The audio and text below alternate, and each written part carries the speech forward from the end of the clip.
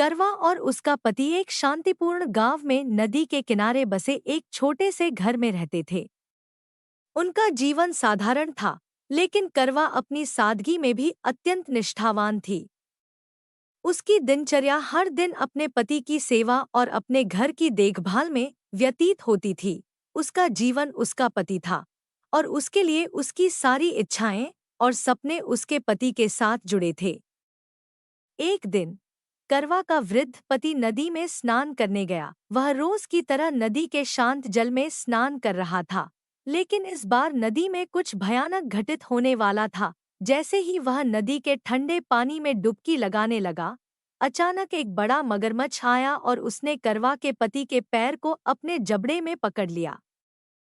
वृद्ध व्यक्ति दर्द और भय से चिल्लाने लगा, करवा, करवा, मुझे बचाओ।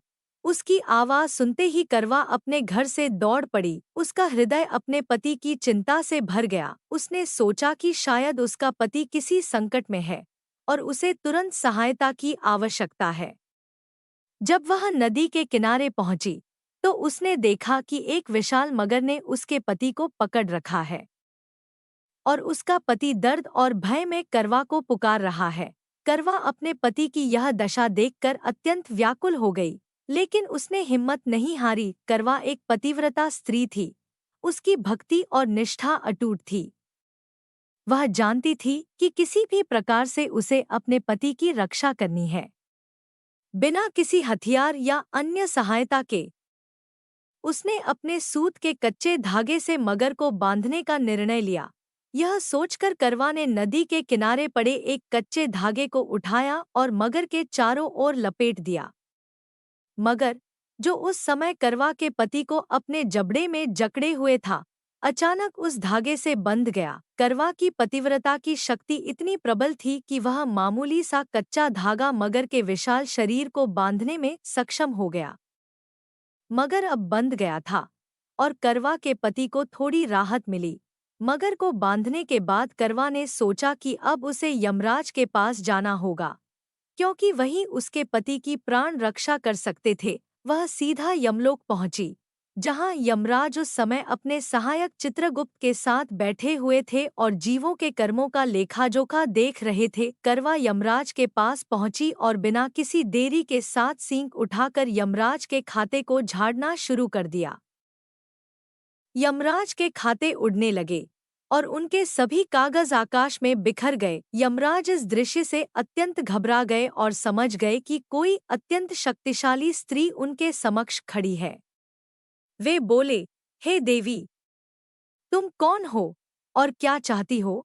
करवा ने अपने कड़क और दृढ़ स्वर में कहा, हे यमराज, मैं करवा हूँ और मैं आपके पास अपने पति की प्राण रक्षा के लिए आई हूँ। एक मगर ने मेरे पति को नदी में पकड़ लिया है और मैं चाहती हूँ कि आप उस मगर को नरक लोक में ले जाएं और मेरे पति को चिरायु करें। यमराज ने करवा की बात ध्यान से सुनी, लेकिन वे थोड़े असमंजस में पड़ गए। वे बोले, हे देवी, मैं आपकी भक्ति और पतिव्रता की शक्ति को जानता हूँ, लेकिन मगर की आयु अभी शेष है। मैं किसी जीव को उसकी आयु पूर्ण होने से पहले नहीं मार सकता।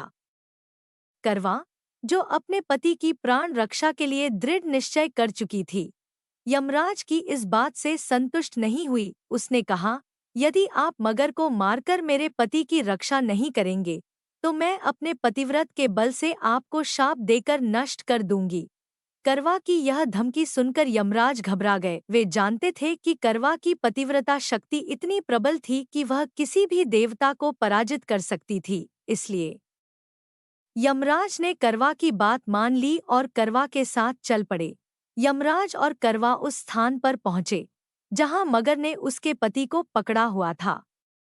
यमराज ने अपनी शक्ति का प्रयोग किया और मगर को मार डाला। मगर के मरते ही करवा के पति के पैर से उसका जकड़न छूट गई और वह मुक्त हो गया। यमराज ने करवा के पति को दीर्घायु का वरदान दिया और कहा, तुम्हारे पतिव्रता के बल से तुम्हारा पति अब दीर्घायु होगा। इसके बाद यमराज ने करवा को आशीर्वाद दिया और कहा, हे देवी, जिस प्रकार तुमने अपने पतिव्रत के बल से अपने पति के प्राणों की रक्षा की, उसी प्रकार जो भी स्त्री इस दिन व्रत करेगी, मैं उसके पति की रक्षा करूंगा और उसे दीर्घायु का वरदान दूंगा। इस घटना के दिन कार्तिक मास के कृष्ण पक्ष की चौथ थी और इसी दिन से करवा चौथ का व्रत प्रचलित हो गया। करवा ने अपने पतिव्रत के बल पर अपने पति के प्राणों की रक्षा की थी और यह व्रत उन सभी स्त्रियों के लिए एक महत्वपूर्ण पर्व बन गया जो अपने पति की लंबी आयु और सुख समृद्धि की कामना करती हैं। कृपया वीडियो को लाइक, सब्सक्राइब और शेयर करना न भूलें।